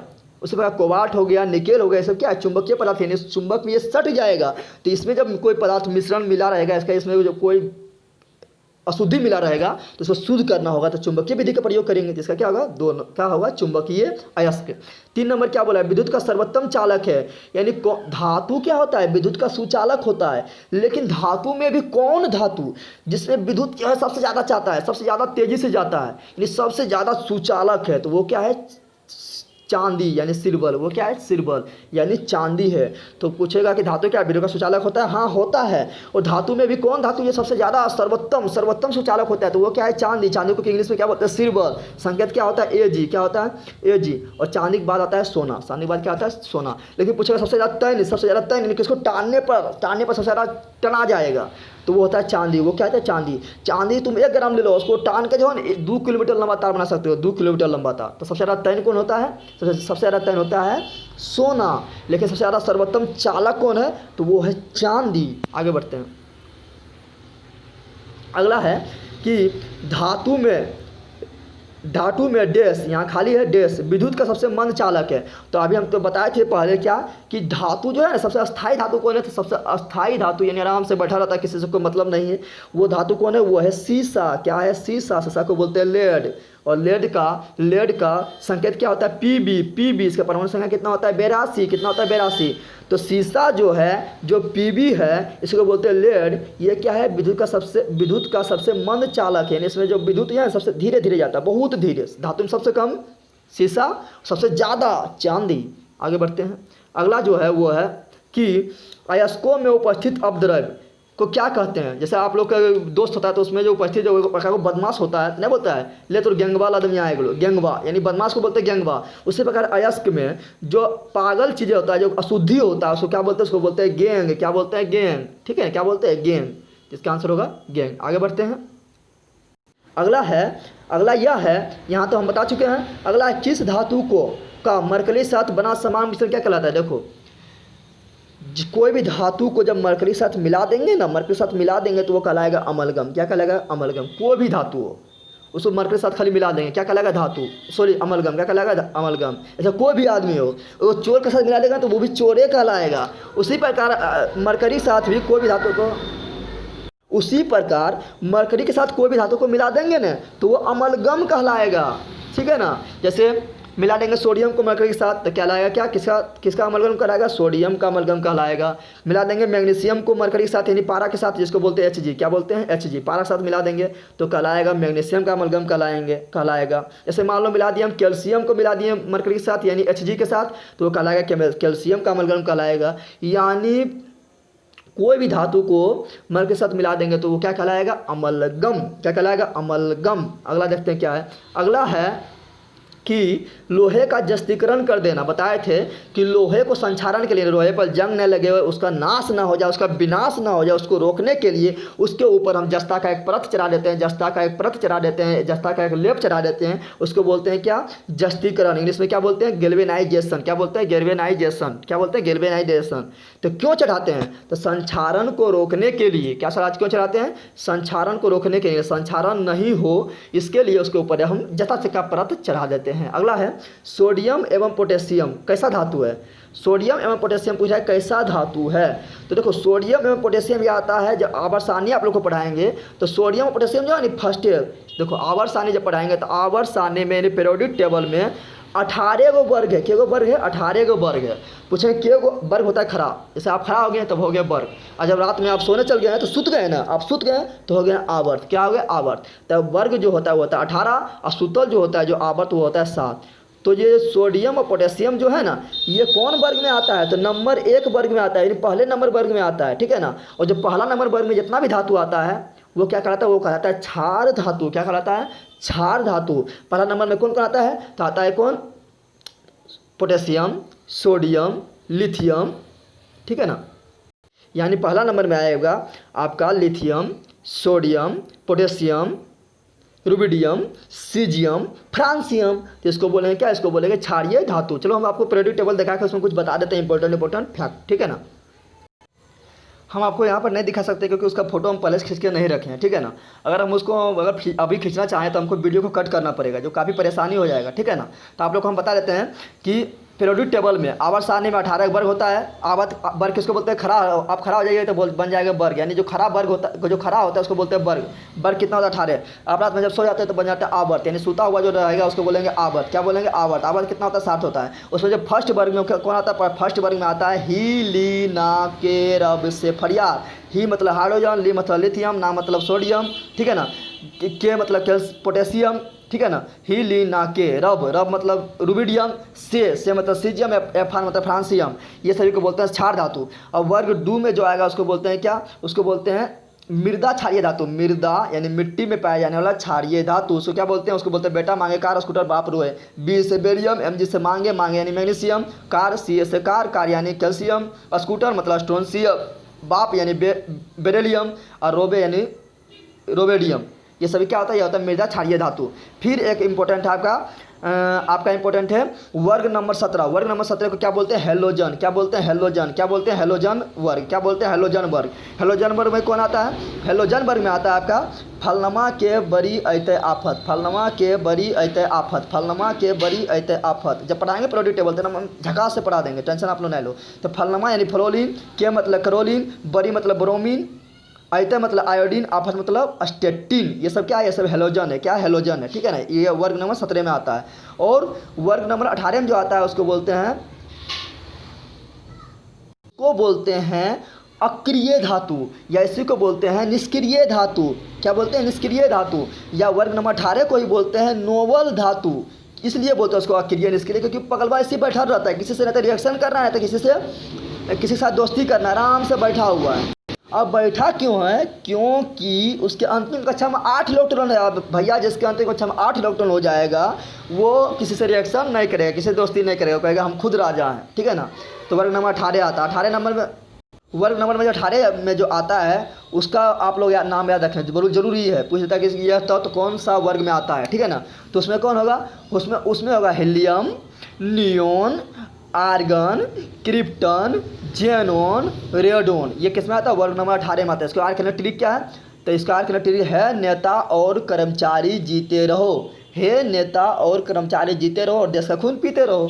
तो है मतलब हीलियम, नेता मतलब नियोन, और मतलब आर्गन, कर्मचारी मतलब क्रिप्टन, जीते रहो यानी जेनोन, रहो मतलब रेडोन, और देश का खून पीते रहो। नेता काम तो यही होता है। ठीक है ना। देखो वीडियो बड़ा होगा लेकिन आज हम जितना है पूरा बना कर ही रहेंगे। आप लोग को देखो, आप लोग इतना इंटरेस्टिंग के साथ पढ़ा रहे हैं तो आप लोग पूरा देखना जरूरी है। ठीक है ना।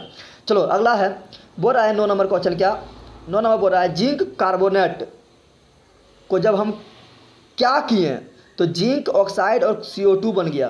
तो देखो ऐसे पूछेगा ये अभिक्रिया कौन है, तो इसको बोलेंगे क्या, अवघटन अभिक्रिया। क्योंकि हम अवघटन अभिक्रिया हम बताए थे कि एक बड़ा धातु एक जटिल धातु टूट के जब दो छोटे छोटे यौगिक में, सॉरी, एक बड़ा यौगिक या एक जटिल यौगिक जब टूट कर दो छोटे छोटे या सरल यौगिक में बट जाता है तो उस अभिक्रिया को हम अपघटन अभिक्रिया या वियोजन अभिक्रिया कहते हैं। लेकिन यहाँ अभिक्रिया नहीं पूछ रहा है, यहाँ पूछ रहा है कि ये जो जिंक कार्बोनेट जो बना ZnO बना और CO2 बना, इस प्रक्रिया को क्या कहते हैं, तो इसको बोलते हैं हम निस्तापन। क्या बोलते हैं, निस्तापन। क्या बोलते हैं, निस्तापन।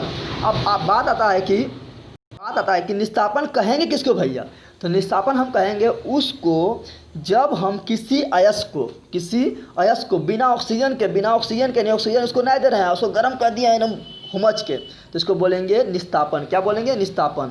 और जिस अयस्क को ऑक्सीजन अधिक मात्रा में देखे, यानी ऑक्सीजन उसको पर्याप्त मात्रा में दे दिए कि जितना ऑक्सीजन लेना है तुम लो, और उसके बाद उसको गर्म करके धिपा दिए, उसको बोलेंगे जारण या भर्जन। क्या बताए थे, कहेगा निस्तापन किसे कहते हैं, तो बोलना है जब किसी अयस्क को बिना ऑक्सीजन के मदद से, यानी ऑक्सीजन की अनुपस्थिति में कस के उसको धिपा देते हैं, यानी उसको जब गर्म किया जाता है, ठीक है ना, तो उसको बोलते हैं निस्तापन।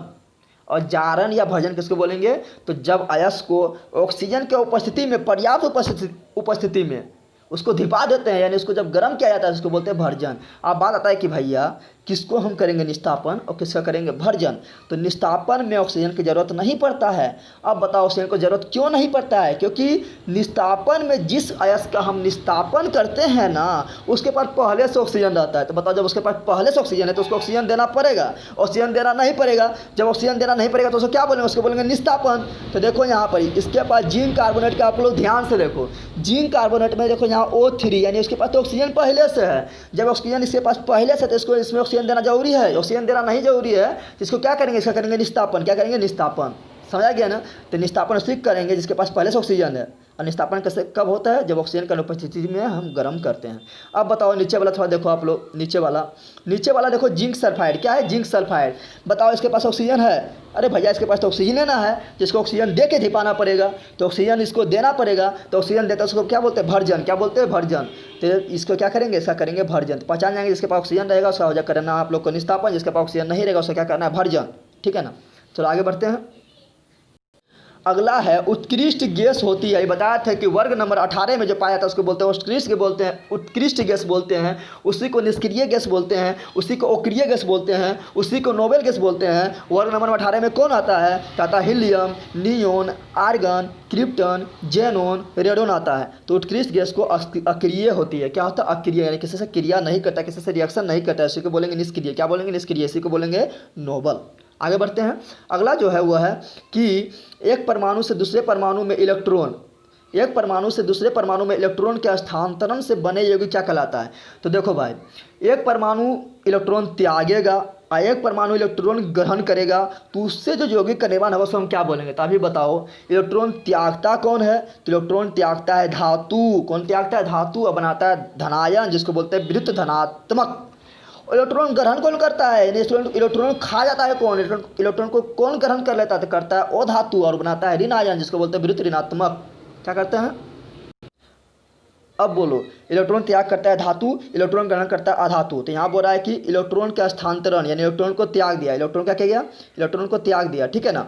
और बोल रहा है क्या, एक परमाणु से दूसरे परमाणु इलेक्ट्रॉन का स्थानांतरण होता है। तो एक परमाणु इलेक्ट्रॉन का स्थानांतरण किया, इलेक्ट्रॉन को त्याग दिया, और दूसरा परमाणु उसको पकड़ लिया, क्योंकि उसमें स्थानांतरण हुआ ना, उसको पकड़ लिया, नहीं क्या क्या ग्रहण कर लिया। तो एक हो गया धातु, एक हो गया अधातु। तो उससे जो यौगिक बनेगा उसको बोलेंगे आयनिक यौगिक, और जो बंधन का निर्माण होगा उसको बोलेंगे आयनिक बंधन। तो इसका आंसर क्या होगा, यहाँ पर, यहाँ भरना है आयनिक। क्या भरना है यहाँ पर, यहाँ भरना है आयनिक। आगे बढ़ते हैं। अब थोड़ा लंबा वीडियो होगा लेकिन टेंशन नहीं लेना है, ठीक है ना, पढ़ना ही है, पढ़ना को प्रॉब्लम नहीं है। हम पढ़ा रहे हैं इस तरह के आप लोग को मन भी जरूर रहेगा, बोरिंग फील होने नहीं देंगे, ठीक है ना। अगला क्या है, परीक्षा भी आप लोग का नज़दीक है, अच्छा नंबर लाना चाहते हैं पढ़ें, ठीक है ना। वीडियो को शेयर करें, अपने दोस्तों को बताएं कि अपने पढ़ रहे हैं, किसी दोस्त मेरा दोस्त ही पढ़ लेगा, इसे कभी मत सोचें, ठीक है ना। हमेशा पॉजिटिव सोचें और पॉजिटिव रहें, ठीक है ना। अगला क्या है, विद्युत संयोजक यौगिक जल में प्रायः क्या होता है, किंतु कार्बनिक में प्रायः क्या होता है। देखो, विद्युत संयोजक यौगिक किसको बोलेंगे, तो विद्युत संयोजक यौगिक का मतलब हुआ आयनिक यौगिक। यानी किसी व्यक्ति का दो नाम ना होता है, आप लोग का दोस्त में सबका दो नाम होगा, ठीक है ना, मेरा भी दोस्त में तो सभी का दोस्त का दो नाम होता है, एक होता है घर का नाम, एक होता है अपना दोस्त का नाम। दोस्त का नाम तो अल्टरे रहता है, अलगे जमाना का रहता है, ठीक है ना। तो उसी प्रकार वैद्युत संयोजक यौगिक किसको बोलेंगे, तो आयनिक यौगिक का ही दूसरा नाम है वैद्युत संयोजक यौगिक। अब भैया जो वैद्युत संयोजक यौगिक होता है यानी आयनिक यौगिक होता है वो जल में घुल जाएगा। जैसे सोडियम क्लोराइड नमक है, नमक क्या है, आयनिक यौगिक है। और उसको देखो जल में घोलो, जल में घुल जाता है ना, तो जल में घुल जाता है। तो वैद्युत संयोजक यौगिक क्या होता है, जल में विलय होता है। लेकिन जब वैद्युत संयोजक यौगिक को कार्बनिक विलायक में घोलेंगे, यानी वैसा विलायक, वैसा घोलने वाला पदार्थ जिसमें कार्बन उपस्थित हो, उसमें घोलेंगे तो आयनिक यौगिक बोलेगा खब्बलदार, हम इसमें नहीं घुलेंगे।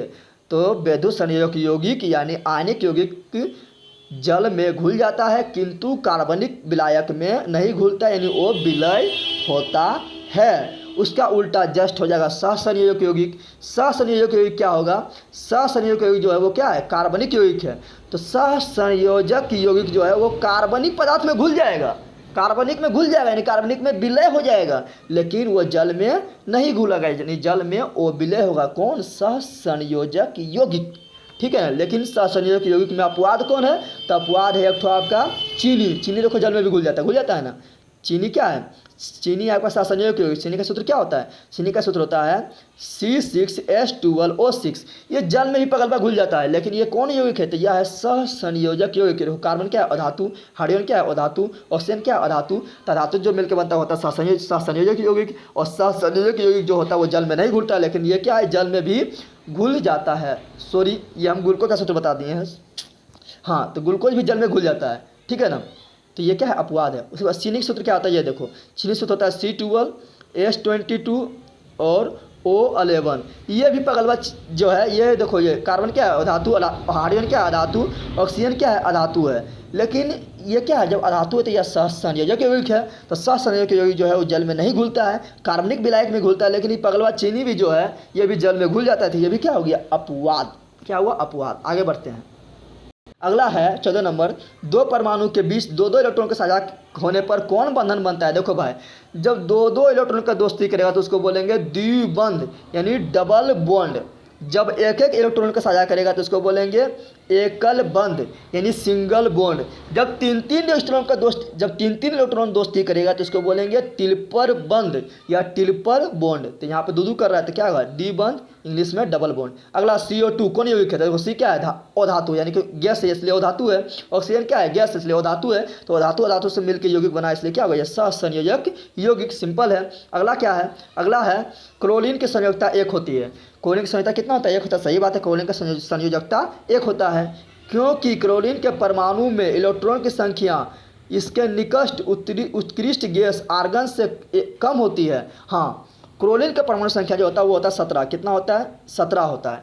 और आर्गन का जो परमाणु संख्या होता है ना वो होता है 18। तो देखो बोरा इससे एक कम होता है। हाँ भैया देखो, एक इससे तो एक कम में है, कम है, इसलिए क्लोरीन की संख्या कितना होता है, एक होता है। और एक इसमें जुट जाता है, एक इलेक्ट्रॉन ये क्लोरीन गैस से ग्रहण कर लेता है, बन जाता है क्या, आर्गन। क्या बन जाता है, आर्गन। तो ये आपका रिक्त स्थानों पूर्ति करो, ये कंप्लीट हो गया। अब देखते हैं सही गलत वाला, फिर देखेंगे लघु उत्तरीय प्रश्न, फिर देखेंगे अति लघु उत्तरीय प्रश्न। देखो वीडियो बड़ा होगा लेकिन आप लोग को हम पढ़ाने आए हैं तो पूरा पढ़ा कर जाएंगे, ठीक है ना। आगे देखते हैं। देखो यहाँ पर हम सिर्फ आप लोग को क्वेश्चन आंसर नहीं कराने आए हैं।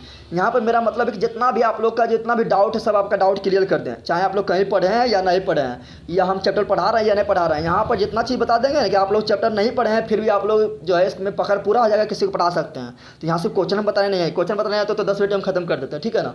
लेकिन यहाँ मेरा मकसद है समझाना कि साइंस को समझो, रटो नहीं, ठीक है ना। तो देखो क्या है, सही गलत बताना है। तो धातुएं चमकीली तथा तैन होती है। हाँ, धातु तो चमकता है, सोना चांदी में चमक होता है, इसलिए सब कहता है सोना लेंगे, चांदी का गाना चाहिए, सोना का गाना चाहिए। आप लोग देखते होंगे एल्युमिनियम चमकता है, तांबा चमकता है, लोहा भी चमकता है। तो धातु चमकीली होती है और तैन होती है, इसको टानो तो टिना जाएगा, गर्म करके टानने पर टिना जाता है, इसलिए तो धातु का तार बनाया जाता है और धातु का तार नहीं बनता है। तो ये क्या है, एक नंबर सही है।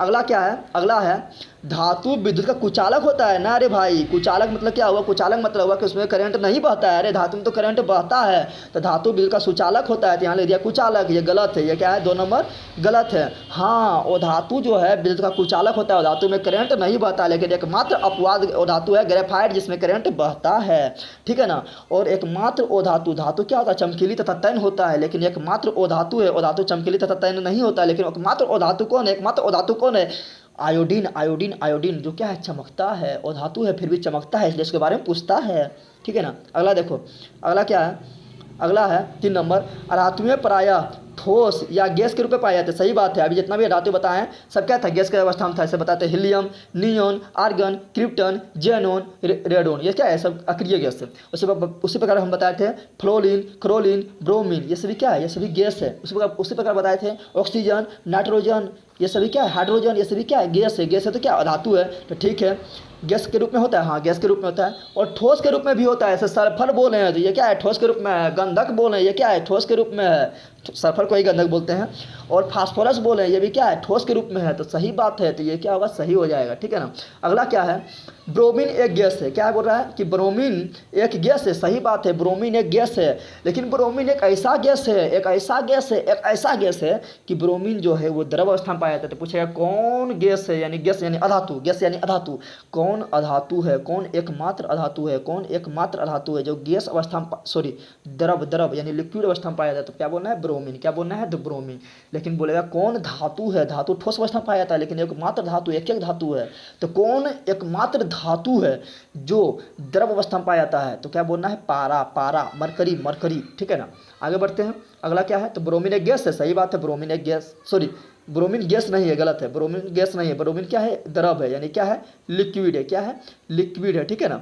आगे बढ़ते हैं, बोला कार्बन एक अधातु है, सही बात है, कार्बन गैस है यानी अधातु है जो विभिन्न अपरूपों में पाया जाता है, सही बात है, कार्बन का बहुत सारा अपरूप है, जैसे हीरा कार्बन का अपरूप है, ग्रेफाइट कार्बन का प्रूफ है। आप लोग को बताया था, हम चैप्टर नंबर 4 कंप्लीट करा चुके हैं केमिस्ट्री का, उसमें क्वेश्चन आंसर हम सब कंप्लीट करा चुके हैं, सिर्फ लघुत्तरीय प्रश्न बचा हुआ है और लघुत्तरीय प्रश्न बचा हुआ है उसमें, ठीक है ना। तो कंप्लीट करा चुके हैं, तो वो वीडियो भी आप लोग जाकर देख लेना, ठीक है ना। हाँ, तो कार्बन का प्रूफ होता है हीरा, कार्बन का प्रूफ होता है ग्रेफाइट, कार्बन का प्रूफ होता है बक मिस्टर फ्लोरीन, कार्बन का अपरूप चारकोल भी होता है, तो सही बात है, कार्बन का धातु है और कार्बन के विभिन्न विभिन्न अपरूप होता है, तो सही बात है, 5 नंबर क्या है, सही है। अगला, सोडियम धातु कठोर होती है ना, रे भाई, सोडियम धातु कठोर नहीं होती है, सोडियम धातु बहुत मुलायम होता है, लचीला होता है, इसलिए सोडियम को जब चाकू से काटेंगे ना तो चाकुओं से कट जाता है। लोहा चाकू से काटो कटेगा नहीं, एल्युमिनियम का चाकू से काटो कटेगा नहीं, सोना को चाकू से काटो कटेगा नहीं, लेकिन सोडियम ऐसा धातु है ना, इतना मुलायम है, इतना लचीला है, इसको चाकू से काटेंगे तो कट जाएगा। तो यहाँ बोलिए कठोर, नहीं तो कठोर नहीं है, ये क्या है, मुलायम है।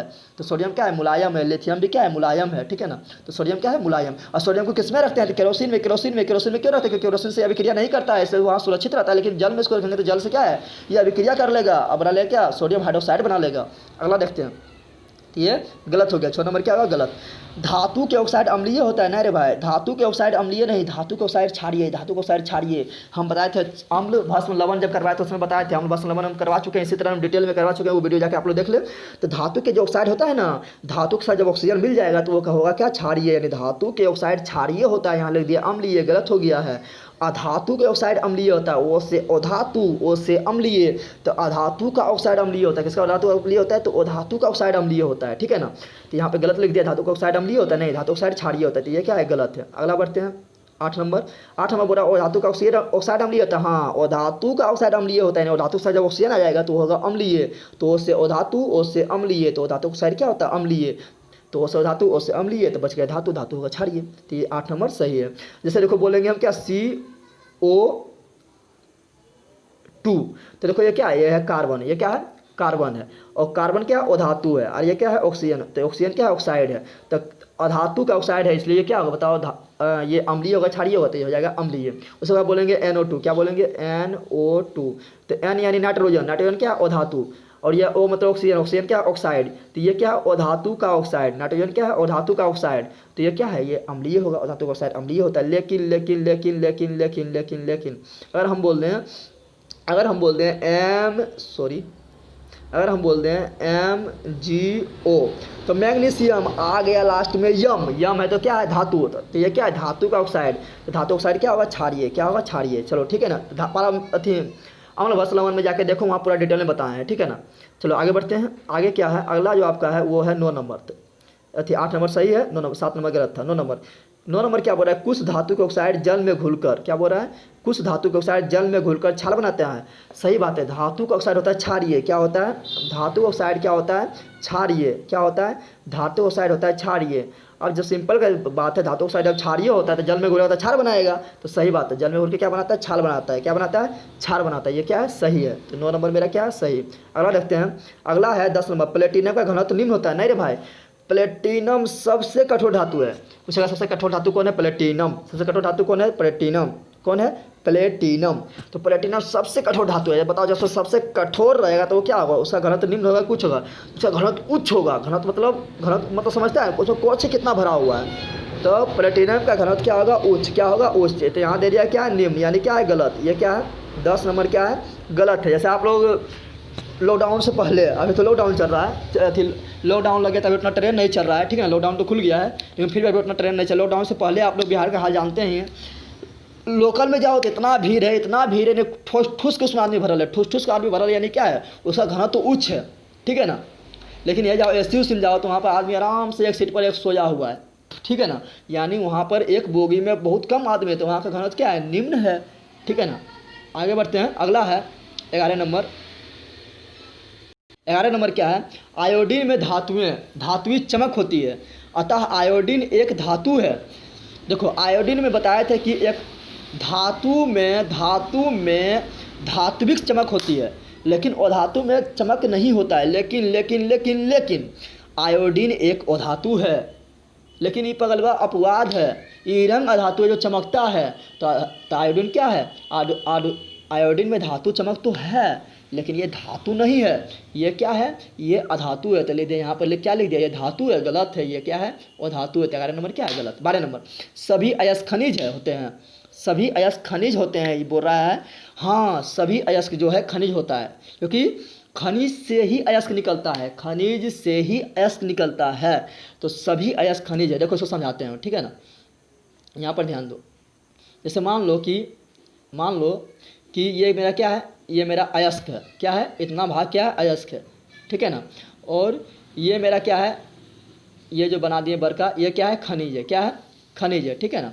ये मेरा क्या है, खनिज है। तो देखो, ये बीच वाला जो है, ये ब्लू ये वाला जो दिखाई दे रहा है, ये क्या है, ये जो मेरा बीच में है वो क्या है, अयस्क। और ये मेरा क्या है, ये है खनिज। तो अयस्क जो है, ये क्या है, खनिज के अंदर है। तब ये क्या है, बीच में जो ब्लू जो गुलाबी दिख रहा है, ये क्या है, ये अयस्क है। और ये बरका जो है क्या है, ये मेरा क्या है, ये खनिज का क्षेत्र है। तो अयस्क देखो खनिज के अंदर आ गया, यानी सभी अयस्क खनिज है। लेकिन ये बरका जो है, सभी खनिज के अयस्क के अंदर आया, नहीं आया। तो सभी खनिज अयस्क नहीं। जैसे आप लोग सिंपल समझो कि सभी पुलिस क्या है, आदमी है। सही बात है, पुलिस तो आदमी होता है, लेकिन क्या सभी आदमी पुलिस होता है, सभी आदमी पुलिस होता है, पुलिस नहीं होता है। तो सभी पुलिस आदमी है लेकिन सभी आदमी पुलिस नहीं है। उसी प्रकार सभी अयस्क खनिज है लेकिन सभी खनिज अयस्क नहीं है, ठीक है ना। आगे बढ़ते हैं, अगला क्या है कि तो ये क्या है, 12 नंबर मेरा सही था, ठीक है ना। अगला, नाइट्रिक ऑक्साइड धातु का ऑक्साइड होने के कारण अम्लीय है। नाइट्रिक, देखो नाइट्रिक ऑक्साइड का सूत्र होता है NO2। क्या होता है, NO2। तो N मतलब नाइट्रोजन, O मतलब ऑक्सीजन, नाइट्रोजन क्या है, अधातु, ऑक्सीजन क्या है, अधातु। तो अधातु मिल गया। तो ये क्या है, ये क्या है, सहसंयोजक यौगिक। लेकिन ये नाइट्रोजन क्या है, अधातु, और ये ऑक्सीजन क्या है, ऑक्साइड। तो ये क्या हो गया, नाइट्रोजन का ऑक्साइड यानी अधातु का ऑक्साइड। और धातु का ऑक्साइड क्या होता है, उससे अधातु, उससे अम्लीय। तो यहाँ पर नाइट्रिक ऑक्साइड अधातु का ऑक्साइड है, सही बात है, अधातु ऑक्साइड है होने के कारण ये अम्लीय होता है। हाँ, नाइट्रिक ऑक्साइड और धातु ऑक्साइड होने के कारण क्या है, अम्लीय होता है। तो सही बात है, ठीक है ना। अगला है कि पारा को छोड़कर सभी धातु ठोस होते हैं। सही बात है, पारा को छोड़कर सभी धातु ठोस होता है, सही बात है। और पारा यानी मरकरी यानी Hg एकमात्र धातु है, एकमात्र धातु है जो द्रव अवस्था में पाया जाता है। लेकिन एकमात्र अधातु पूछेगा तो होगा ब्रोमीन। अगला, कैल्शियम ऑक्साइड एक सहसंयोजक यौगिक है। तो देखो कैल्शियम ऑक्साइड का पहले सूत्र लिखो। कैल्शियम ऑक्साइड का सूत्र होगा CaO। कैल्शियम आ गया यम, यम आ गया तो हो गया धातु, कैल्शियम क्या आ गया धातु। ऑक्सीजन, ऑक्सीजन है गैस तो हो गया अधातु। तो ये धातु और अधातु के मिल के बन रहा था। जब धातु और अधातु से मिल के बनता है यौगिक तो उसको बोलते हैं आयनिक यौगिक। क्या बोलते हैं? आयनिक यौगिक। और आयनिक यौगिक का दूसरा नाम क्या है?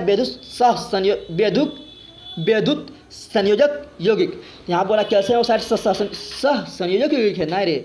कैल्शियम और धातु जो है, कैल्शियम ऑक्साइड जो है यह सह संयोजक यौगिक नहीं है, यह तो आयनिक यौगिक है। तो ये क्या है? गलत है। क्या है? गलत है। अगला क्या है कि मैग्नीशियम क्लोराइड का जलीय विलयन विद्युत का सुचालक होता है। तो देखो मैग्नीशियम क्लोराइड MgCl2, तो सही बात है। ये क्या है? ये आयनिक यौगिक है। और आयनिक यौगिक जो है हम बताए थे अभी तुरंत कि आयनिक यौगिक जल में घुल जाता है, लेकिन कार्बनिक विलायक में नहीं घुलता है। तो ये जल में घोलेंगे तो इसको घुल जाएगा, और जब जल में घुल जाएगा तो ये आयन के रूप में हो जाएगा। जब आयन के रूप में हो जाएगा तो इसमें क्या होगा? इसमें करंट का फ्लो होगा। जब करंट का फ्लो होगा तो ये क्या होगा? सुचालक होगा। सही है। क्या है? सही। अगला, आयनिक यौगिक का द्रव्यमान कुछ होता है। हाँ, आयनिक यौगिक जितना भी आयनिक यौगिक है, आयनिक यौगिक मतलब जो धातु और धातु से मिलकर बना है, उसका जो है द्रव्यमानक और क्वथनांक दोनों उच्च होता है, बहुत ज़्यादा होता है। उसका द्रव्यमानक और क्वथनांक दोनों उच्च होता है।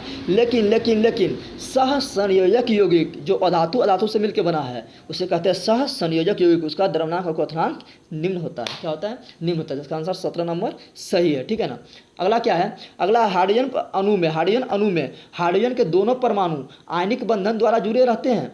बोला हाइड्रोजन अणु में। चलो हाइड्रोजन अणु का लिखते हैं हम सूत्र। देखो हाइड्रोजन अणु मतलब क्या हुआ? H2। क्या हुआ? H2 मतलब क्या हुआ? H plus H। तो हाइड्रोजन क्या है? गैस है। हाइड्रोजन क्या है? गैस है। तो ये भी गैस, ये भी गैस। तो ये गैस तो धातु, ये भी अधातु। तो अधातु क्या हो गया? अधातु बनता सहसंयोजक बंधन। क्या बनाता है? सहसंयोजक बंधन। क्या बनाता है? सहसंयोजक बंधन। लेकिन यहाँ क्या बोल रहा है? यहाँ बोल रहा है आयनिक बंधन। तो गलत है। तो 28 नंबर क्या हुआ? 28 नंबर हो गया है गलत। 19 नंबर देखते हैं। अगला है कि 19 नंबर देखो, प्रायः सभी तत्वों के परमाणु अष्टक नियम का पालन करने की प्रवृत्ति रखता है। हाँ, अष्टक नियम मतलब क्या होता है कि उसका अंतिम कक्षा में 8 इलेक्ट्रॉन हो। अगर अंतिम कक्षा में 8 इलेक्ट्रॉन हो जाएगा तो उसको कोई चिंता नहीं, किसी से अभिक्रिया करना, किसी से रिएक्शन करना, वो मुक्त अवस्था में पाया जाएगा। प्रकृति मुक्त अवस्था में, जिस तरह सोना उना पाया जाता है उस तरह मुक्त अवस्था में पाया जाता है। सब सोचता है कि हम अस्थायी हो जाए। जैसे आप लोग का भी मेन काम क्या है कि 10वां करें, 10 करें, उसका 11 12 दें, उसके बाद एक जॉब करें। जॉब पा लेगा तो आप क्या आ जाएगा? अस्थायी हो जाएंगे। उसका जितना भी धातु होता है, जितना भी तत्व होता है, सब सोचता है कि मेरा अंतिम कक्षा में 8 इलेक्ट्रॉन हो जाए, यानी अष्टक नियम पालन करें, यानी अस्थायी हो जाता है। ये क्या है? सही है। क्या है? सही। ठीक है ना। और अस्थायी कौन होता है? अस्थायी होता है आपका अक्रिय गैस, निष्क्रिय गैस जिसको बोलते हैं, जिसको बोलते हैं नोबल गैस बोलते हैं, जिसको बोलते हैं वर्ग 18 में जो पाया जाता है, जैसे helium, neon, argon, krypton, xenon, radon. अगला 20 नंबर, सह संयोजक यौगिक विद्युत का सुचालक होता है ना रे भाई। सह संयोजक यौगिक जो होता है वो अधातु से मिलने से बनता है। वो विद्युत का सुचालक नहीं, विद्युत का कुचालक होता है, यानी उसमें करंट नहीं बहता है। यानी 20 नंबर क्या है? गलत। क्या है? गलत। ठीक है ना। और ये अगला, कॉपर सल्फेट विलयन में लोहे के छड़ डुबाने पर उसकी बाहरी सतह पर तांबा एकत्र हो जाता है। सही बात है। जब कॉपर सल्फेट विलयन में लोहा डालिएगा ना तो तांबा जो है दौड़ के आ जाएगा लोहा में, लोहा से चिपक जाएगा। तो ये क्या है? सही है। अगला, 24 कैरेट सोना आभूषण बनाने का काम आती है ना रे भाई। 24 कैरेट सोना जो है वो सबसे शुद्ध सोना होता है, सबसे शुद्ध सोना। जब सोना जब शुद्ध होता है तो बहुत लचीला होता है, यानी इधर ऐसे इसको रखो तो इधर हो जाएगा, ऐसे रखो टेढ़ा हो जाएगा, इधर रखो तो इधर टेढ़ा हो जाएगा, यानी वो उसका एक आकृति निश्चित नहीं होता है। तो 24 कैरेट सोना एकदम क्या होता है? एकदम शुद्ध होता है, और वो क्या होता है? लचीला होता है। और जब वो लचीला हो तो उससे आभूषण बनाना संभव नहीं है। तो 24 कैरेट सोना से आभूषण नहीं बनता है। आभूषण जो बनता है वो बनता है 22 कैरेट सोना से। ठीक है ना। 22 कैरेट सोना से आभूषण बनता है, यानी उसमें कुछ अशुद्धि मिलाते हैं। सोना में अशुद्धि के रूप में क्या मिलाते हैं? तो मिलाते हैं तांबा। क्या मिलाते हैं? तांबा। लेकिन जब महिला लोग जाती खरीदने वही गहना खरीदने जाती है तो कहते हैं ए सोनार भाई हमको एकदम शुद्ध सोना दीजिएगा, शुद्ध सोना। लेकिन उसको पता ना है कि शुद्ध सोना जो है वो शुद्ध सोना से मतलब आभूषण बन ही नहीं सकता है। तो सोनार भी जानता है, लेकिन सोना का तो हाँ एकदम आपको शुद्ध देंगे, लेकिन सोना तो शुद्ध गहना जो कभी शुद्ध होवे नहीं करेगा। इसका आंसर क्या है? 22 नंबर गलत है। 23 नंबर क्या है? क्रियाशील धातु में प्रकृति में मुक्त अवस्था में पाई जाती है। तो क्रियाशील धातु जो है ना, यानी किसी से भी अभिक्रिया करते रहेगा, रिएक्शन करते रहो, मारधार करते रहो, यानी ये आतंकवाद है। ये क्या आतंकवाद है? आतंकवाद कभी खुला रूप से घूर नहीं सकता, यानी प्रकृति में यानी समाज में मुक्त रूप से नहीं रह सकता है। तो क्रियाशील धातु मुक्त अवस्था में नहीं पाया जाता। जबकि क्रियाशील धातु नहीं है जो जैसे सोना हो गया, प्लेटिनम हो गया, सब क्रियाशील धातु नहीं है, तो प्रकृति में मुक्त अवस्था में रहता है, इसमें जंग भी नहीं लगता है। तो ये क्या है? 23 नंबर गलत है। देखो आज यहीं तक रखते हैं, बहुत बड़ा हो गया वीडियो, लेकिन आज ही हम जो है रात में कभी 12 बजे या 1 बजे वीडियो बनाएंगे और इसको हम कंप्लीट कर ही देंगे। ठीक है ना। कंप्लीट इसको हम पूरा कंप्लीट कर ही देंगे। ठीक है ना। अति लघु उत्तरीय प्रश्न कंप्लीट कर देंगे। दीर्घ उत्तरीय प्रश्न नहीं कर पाएंगे। दीर्घ उत्तरीय प्रश्न में जो मेन है उसको हम करवा चुके हैं। ठीक है ना। वो वीडियो में जाकर आपको ढूंढ के देख लें। ठीक है ना। तो आज हम जो है 12 बजे के बाद इसका फिर अपलोड करेंगे लघुत्तरीय प्रश्न, तो लघुत्तरीय प्रश्न अपलोड कर देंगे। आज यहीं तक रखते हैं, वीडियो बहुत बड़ा हो गया, ठीक है ना। लेकिन आप लोग से एक हम विनती किए हैं, रिक्वेस्ट किए हैं क्या कि एक नया चैनल बनाए हैं। क्या चैनल बनाया है? जीके जीएस मस्ती, जिसका लिंक इस वीडियो के डिस्क्रिप्शन में दे दिए हैं। आप लोग जाके जरूर सभी लोग सब्सक्राइब करें। आप लोग सब्सक्राइब कीजिए तो सब्सक्राइबर बढ़ेगा। अभी बहुत कम सब्सक्राइबर है, उसमें लगभग 28 सब्सक्राइबर है, ठीक है ना। और आप लोग को प्रतिदिन वीडियो मिलेगा। आप लोग कमेंट करेंगे सबसे ज़्यादा वीडियो किस पर चाहते हैं। अगर आप लोग मॉडल सेट अगर आप आ गया है तो आप लोग कमेंट करके बताएं कि मॉडल सेट आ गया, तो मॉडल सेट जाकर खरीदेंगे, उस पर वीडियो बनाएंगे, ठीक है ना।